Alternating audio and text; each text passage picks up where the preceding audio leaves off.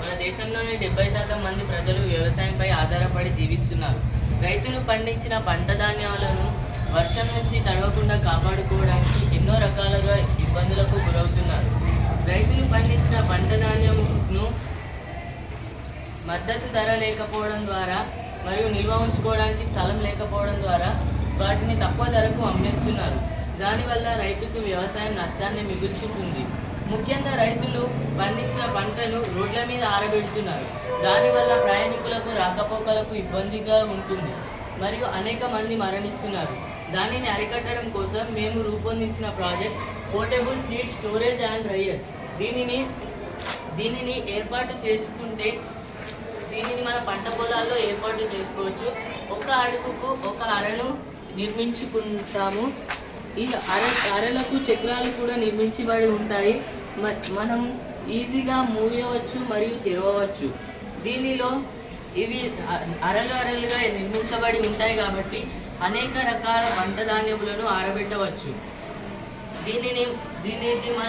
దీనిని మనం ఏర్పాటు చేసుకుంటే చాలా రకాలుగా ఉపయోగాలు ఉంటాయి. ఎలా అంటే తక్కువ ఖర్చుతో తక్కువ స్థలంలో దీనిని ఏర్పాటు చేసుకోవచ్చు. మనం వర్షాకాలంలో దీనిని మూసేస్తే ఇక్కడ ఈ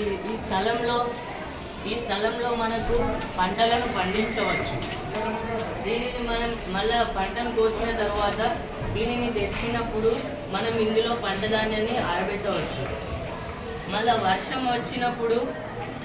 వచ్చినప్పుడు దీన్ని మూసేసి పాలిథిన్ కవర్ కప్పేసి మనం దీనిని వర్షం నుంచి కాపాడుకోవచ్చు. దీనిని మనం ఒక చోట నుంచి మరొక చోట వరకు ఈజీగా తరలించవచ్చు.